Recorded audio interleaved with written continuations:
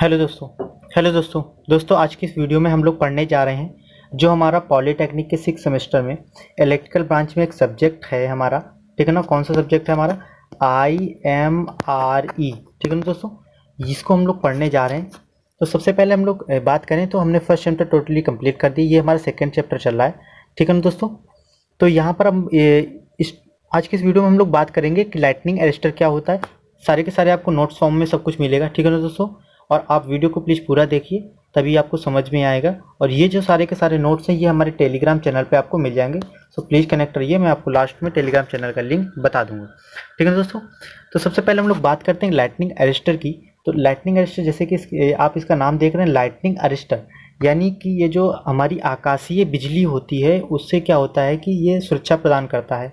जैसे कि हमारे जो बहुत बड़े ट्रांसफार्मर हैं, जैसे अगर हमारे ये ट्रांसफार्मर है या फिर हमारी लाइन है, हाई वोल्टेज की लाइन या फिर कोई ट्रांसफार्मर है, यहाँ पर अगर हमारी आकाशीय बिजली गिर जाती है तो बहुत तेज का क्या होता है, वोल्टेज या करंट फ्लो होता है।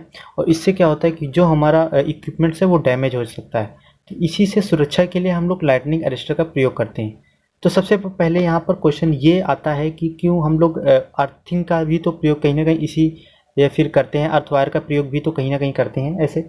तो देखिए सबसे बड़ा जो हमारा अर्थिंग या फिर लाइटनिंग अरेस्टर का जो होता है डिफरेंस, कि अर्थिंग में आप ऐसे तो मतलब हाई वोल्टेज या हाई करंट से सुरक्षा तो प्रदान कर सकते हैं, लेकिन जो सर्ज आते हैं, सर्ज का मतलब होता है एकदम से पीक ऐसे, तो वो कहीं ना कहीं लाइटनिंग अरेस्टर इनसे सुरक्षा प्रदान करता है। ठीक है दोस्तों, अगर एक नॉर्मल थोड़ा सा चल रहा है तो चलता रहता है, लेकिन जब बहुत तेजी का सर्ज वगैरह आता है तो उससे हमारा सुरक्षा प्रदान करता है। तो हम लोग यहाँ नोट्स फॉर्म में या फिर थ्योरी फॉर्म में देखेंगे।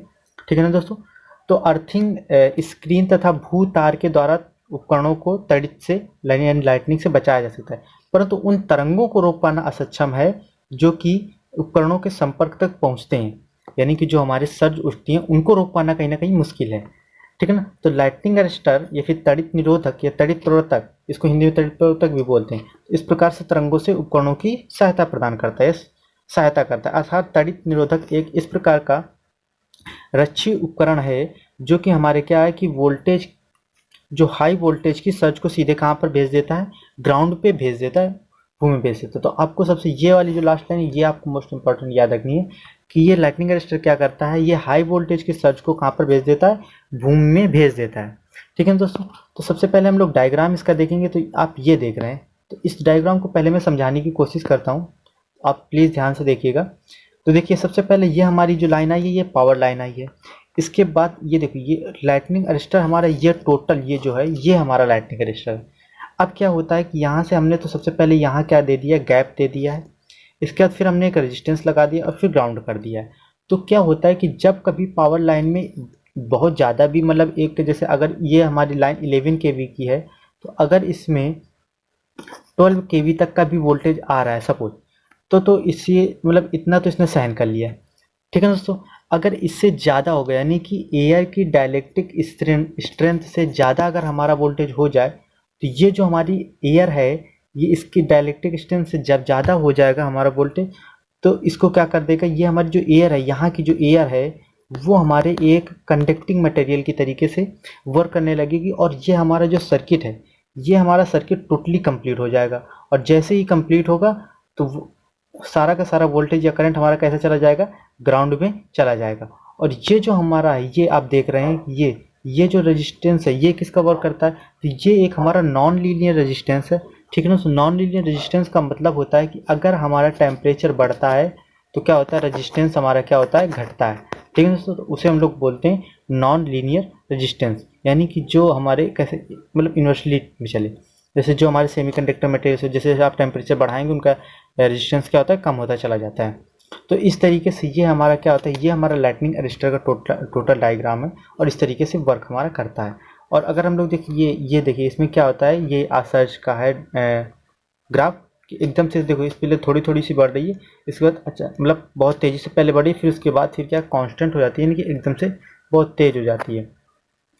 इसके बाद अब आप देखिए जो मैंने समझाया वही हमारा थ्योरी पे भी दिया गया है कि इसके पहले हम लोग कंस्ट्रक्शन की बात, तो इस श्रेणी में एक स्पार्क गैप रखा जाता है और एक अरेखीय नॉन लीनियर रेजिस्टेंस को सीरीज में जोड़ करके ग्राउंड कर देते हैं।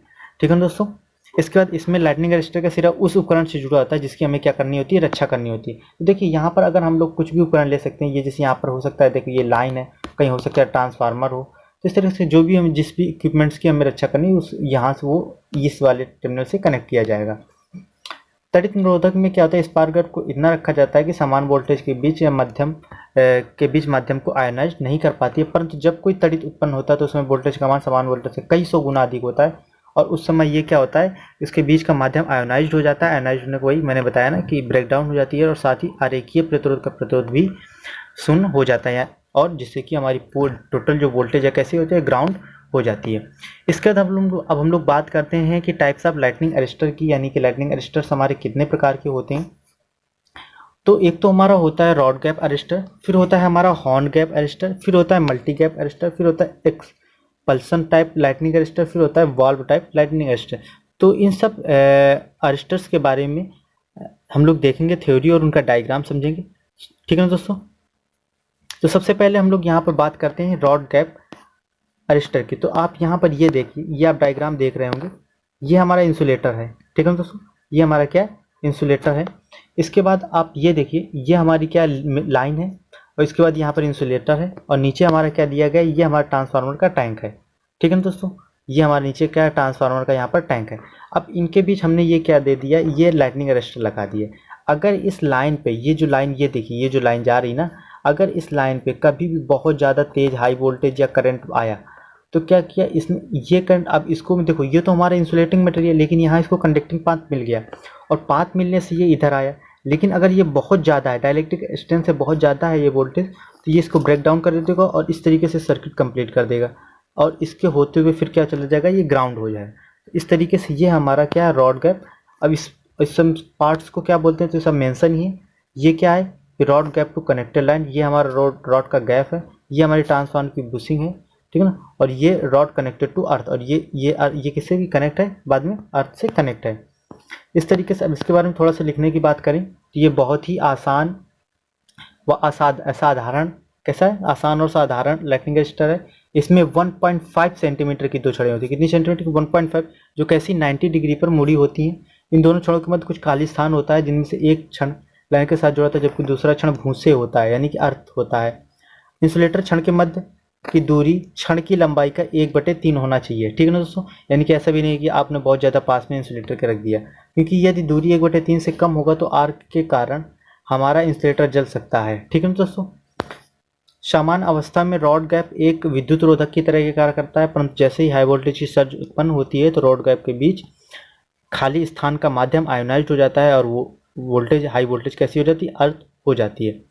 इसके बाद हम लोग बात करते हैं हॉर्न गैप अरेस्टर की। तो ये आप देखिए, सबसे पहले तो ये तो इसकी थ्योरी है, लेकिन सबसे पहले हम लोग डायग्राम से समझने की बात करेंगे। देखिए कि ये क्या है, हॉर्न गैप। तो हॉर्न गैप क्यों कहते हैं कि देखिए इसमें ये वाली जो संरचना है, ये हॉर्न के तरीके, यानी कि सींग के तरीके से, जानवर के सींग नहीं होते ऐसे करके, ऐसे, तो इसी वजह से इसका नाम हॉर्न गैप है। अब देखिए सबसे बड़ा इसमें क्या होता है कि जैसे ये हमारी लाइन है, और यहाँ से हमने क्या कर दिया, ऐसे ये एक रेजिस्टेंस लगाया, इसके बाद ये हॉर्न गैप ऐसे, और इसके बाद एक वाले पार्ट को ग्राउंड कर दिया, और एक हमने ये चोक कॉइल लगाई, और ये हमारी कोई ट्रांसफार्मर की वाइंडिंग है। अब क्या होता है कि जैसे ही यहाँ पर बहुत तेज हाई वोल्टेज की आई, तो सबसे पहले तो ये इधर जाएगा। अब इसने क्या किया, रेजिस्टेंस है तो उसने उसको और करंट को और डाउन कर दिया, ठीक है दोस्तों।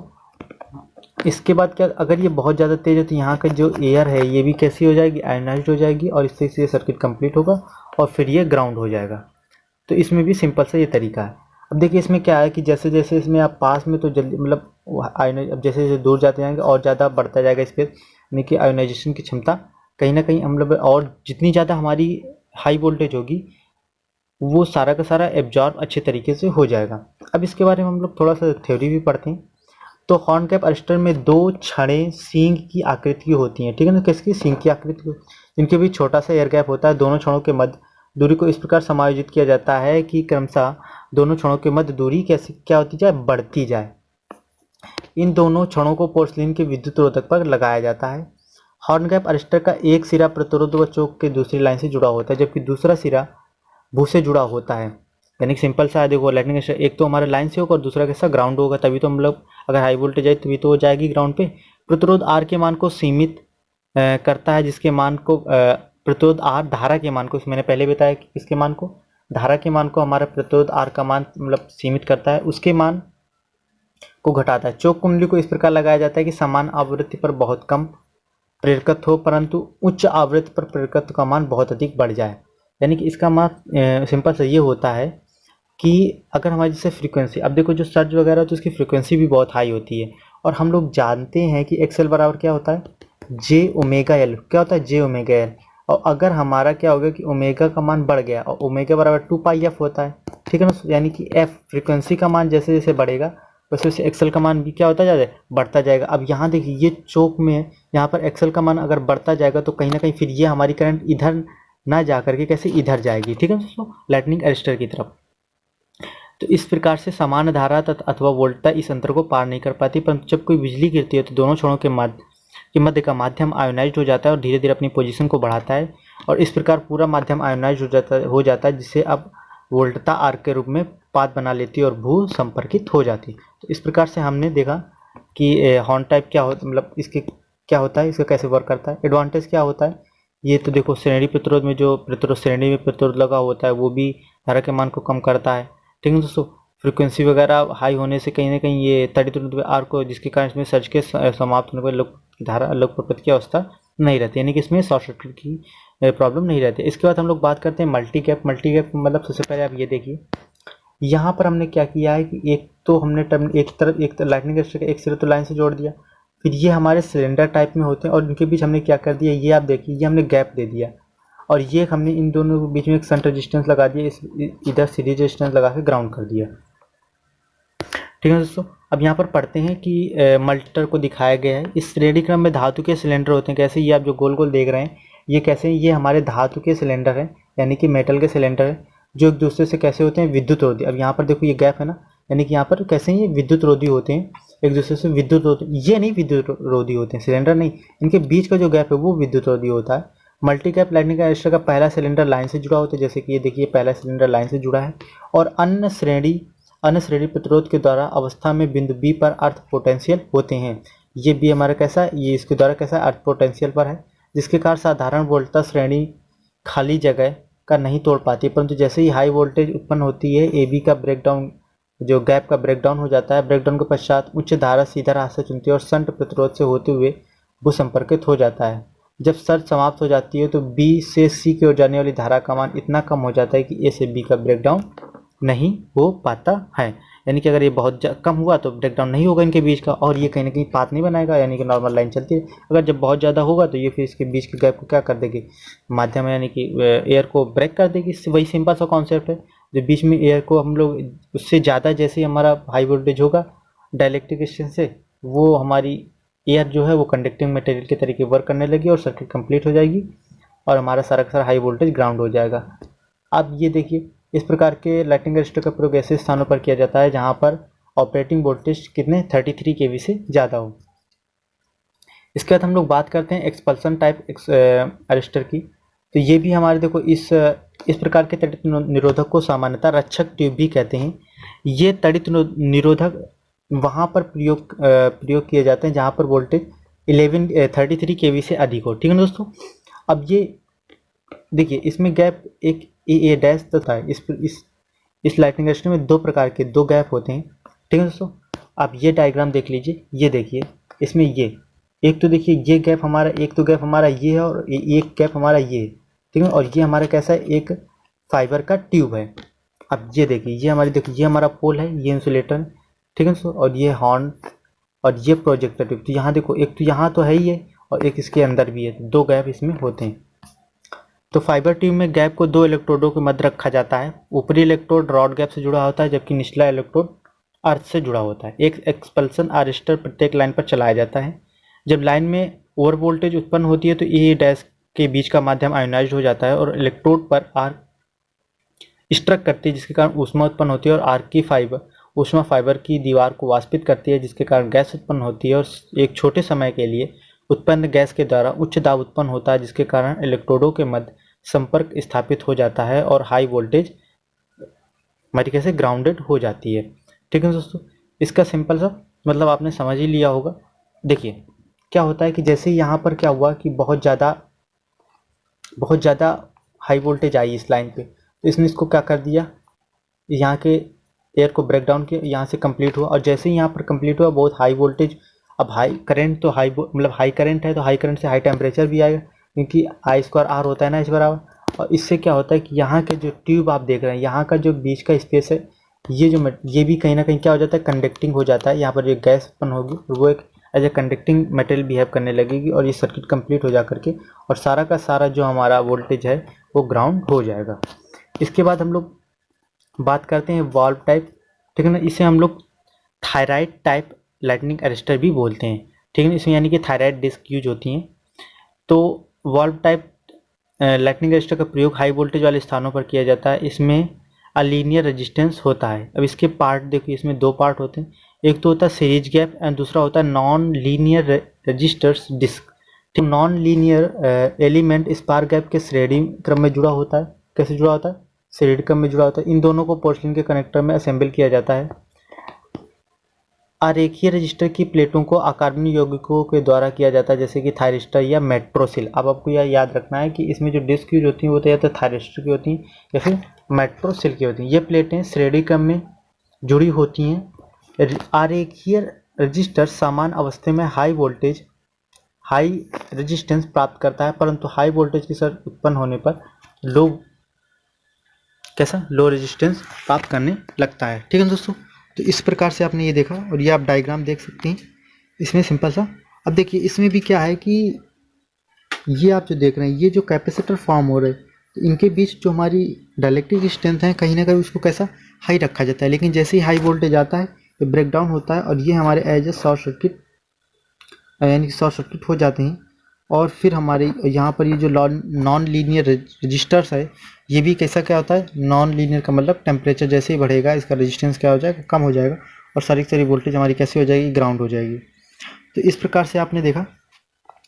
तो सर्ज करंट की वैल्यू अत्यधिक होने के कारण आरेखीय प्रतिरोध का मान कम प्रतिरोध का रास्ता प्राप्त करता है। परिणाम यह होता है कि सर्ज बहुत बड़ी जल्दी से ग्राउंड हो जाता है। जब सर्ज समाप्त हो जाती है तब आरेखीय रजिस्टर का इतना अधिक हो जाता है कि धारा के प्रवाह को रोक देता है। यानी कि जैसे ही मतलब हाई वोल्टेज कम हुआ तो फिर वही अपनी इसने डाइलेक्ट्रिक स्ट्रेंथ अचीव कर ली, और जैसे ही डाइलेक्ट्रिक स्ट्रेंथ अचीव की तो फिर हमारा क्या हो जाएगा, यानी कि उनके बीच तो गैप है हमारा बहुत ज़्यादा, और जैसे ही ये गैप है तो फिर हमारे करंट का नॉर्मल वोल्टेज पे हमारा करंट का फ्लो नहीं होगा। और इसका जो अब वैसे हमारा डायग्राम आप देख सकते हैं, इसका तो आप ऐसे सिंगल लाइन में बनाना चाहे तो ऐसे बना सकते हैं, नहीं तो ऐसे भी बना सकते हैं। और इसमें देखिए ये तो हमारे कैसे स्पार्क गैप है, और ये हमारे पोर्सिलिन का हाउसिंग है, ये हमारी टर्मिनल है, और ये हमारा नॉन लीनियर रजिस्टर है। ठीक है दोस्तों, तो इस तरीके से दोस्तों हमने इसमें देखा कि लाइटनिंग रजिस्टर कितने प्रकार के होते हैं, कैसे वर्क करते हैं। तो मैं ऐसा करता हूँ ये आपको समझ में आया होगा। अगर आपको पहले हमारे ये नोट्स चाहिए तो हमारे आप टेलीग्राम चैनल पे जुड़ जाइए, जिसका डिस्क्रिप्शन पे हमारे लिंक दे दिया है, वरना हमारे जो चैनल का नेम है वो है पॉलीटेक्निक लर्निंग 77, पॉलीटेक्निक लर्निंग 77। ठीक है दोस्तों, और दोस्तों ये अगर वीडियो आपको थोड़ा सा भी हेल्पफुल लगे तो प्लीज़ हमारे चैनल को सब्सक्राइब कीजिए, वीडियो को लाइक शेयर एंड कमेंट करना ना भूलें। अगर कहीं भी कोई भी डाउट्स है तो प्लीज़ आप कमेंट्स करके बताइए। ठीक है ना दोस्तों, और दोस्तों में अपने ज़्यादा से ज़्यादा इस वीडियोस को शेयर कीजिए। और यहाँ पर आपको सारे subject IMRE, EDD second, UEE सारे के सारे बहुत ही अच्छे नोट्स फॉर्म में कंप्लीट करवाए जाएंगे। थैंक यू दोस्तों।